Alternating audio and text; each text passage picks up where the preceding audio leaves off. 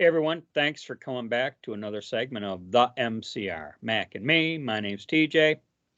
In the previous segment, we talked about developments of the prior service Marine Daniel Penny being charged with second-degree manslaughter of the unhoused Jordan Neely, the individual who was threatening passengers, threatening to hurt them.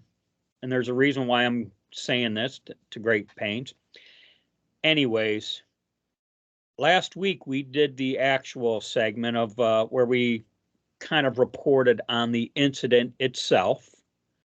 The segment was titled "Marine Takes Out a Homeless Man." And an individual who watched the segment, I will not use his name, but if you were to reference that particular video segment, it's still there. And if you're that curious, you'll see who it was, assuming it could very well be an alias too, by the way. Anyways, he left a fairly lengthy comment taking Mac and me to task. And I would just start off by saying, sir, you presume to know us. And you are mistaken on multiple counts here. I'll just start with Mac. And Mac, you grew up in Detroit, right? Correct. I was born. In fact, my parents and my sisters had to move from the Jeffries projects where we lived because we had me and I was one too many. Well, I was going to share that as in our talks, because we've had, we know each other so well, and as we talk back and forth, you seem to indicate to me that your parents made a decision that it was necessary to get out of Detroit for your family's safety. Yeah, I'm not going to go into particulars, but I had a family member harmed. Doesn't matter by who. It happened. Well, the reason why I bring that up is this individual who left this lengthy comment taking us to task. And I'm gonna use his words here. LOL, guys. The black guy was not a threat. You obviously don't live in a big city. LOL. Mac, you did live in a big city, Detroit. I did. It was once referred to as the murder capital.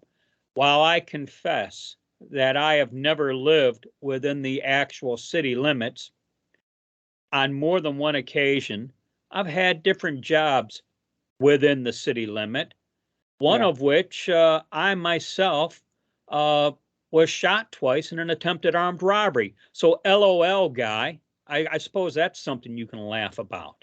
Okay? Yeah. You presume to know, you presume too much about us. Well, he's a bigot in my estimation. And he can look at us and know all about us. I'm sure he watches this video and sees two old guys over the hill, a little out of shape, A lot out of shape. Yeah, and he just figures that we have no idea what life in the big city is like. Yeah. He says he's from Chicago. I see a lot. I've been through a lot, and I know a lot. You know what? I had a job within the city of Detroit where I was routinely threatened, probably very similar to the threats leveled against the people on the subway. Yeah, like I got a knife and I'll use it. Yeah. I worked an assignment for 6 years where I was routinely threatened in one fashion or another 2 to 3 times a week. You take that, multiply it by 52 weeks of the year, multiply that by 6 years, do the math. That's how much I was threatened in the city of Detroit. Okay. And this individual presumes I have no idea what it's like. I have no idea. Yeah, what's funny is when we were able to get enough money together to escape Detroit, we moved to a city called Canton, Michigan, where I was constantly harassed in my first couple of years of high school about being from Detroit. And I grew up on the southwest suburbs of Detroit, uh, which is so close to the city. It's difficult to draw a distinction in the criminal activity, we'll say, and it's just for this individual to presume that we have no idea what it's like, big city Right. life. The moral of this segment is don't judge a book by its cover. Well, people do Okay. that all the time. They'll look at the thumbnail, they'll look at the title, and they don't watch the video. Then they'll make comments. And when I challenge them on that, I say, "How can you make a comment on a video you didn't watch?" I don't need to watch it. I know what it's about. And I can't deal hard. I can hardly deal with that level of stupidity that we get sometimes. and I'm compelled to go back to the fact of this prior service Marine. Well, because he was trained and probably in shape, he should have just let this unhoused individual continue to threaten people. At what point, I guess I'm looking for a definitive point in which, okay, when can you intervene and not get in trouble by the loony left? You know, Yeah. that's Well, I'll tell you, had he been harassing trans people on that train, oh boy, somebody should have done something to stop that. you know, uh, and I'm going to go back to the one job I had when I was in Detroit. Uh,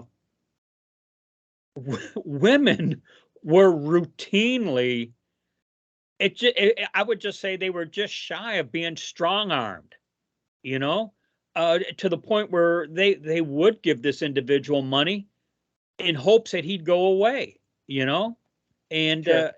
and you know what? I can't help but think the exact same situation was going on there on the subway. So I Well, ask again, I said it in the video. The guy was doing strong arm robberies yeah, by the I mean, definition of law. so we were just compelled to respond to the presumptions of this guy who knows nothing about us.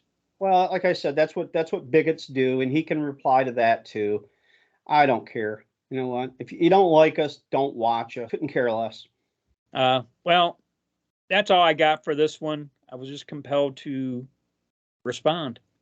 And we'll leave it at that.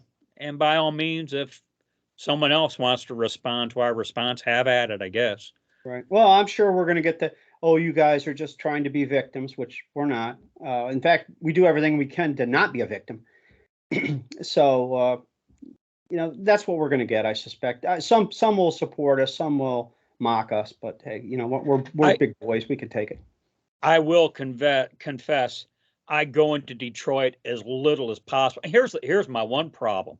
My current job, even though I do not work in the city of Detroit, I routinely, on a daily basis, have to drive through parts of Detroit just to get to and from work. I live on the northeast side. I work on the southwest side. So, I don't think I've been in Detroit for close to 10 years. I avoid Ann Arbor, Flint, Saginaw, uh, Pontiac, all for the same reasons. I don't yeah, want to be hassled by people. well, that's because I routinely drive through Detroit just to get to and from my job. That's where I came up with the term urban combat driving.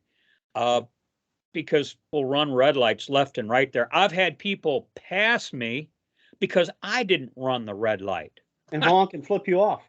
Yeah, like What's I'm wrong the with you? idiot for not running the red light, And yeah, that's when I came up with my own term, urban combat driving, Well, which it's which apt. I which I do believe I've become pretty proficient at.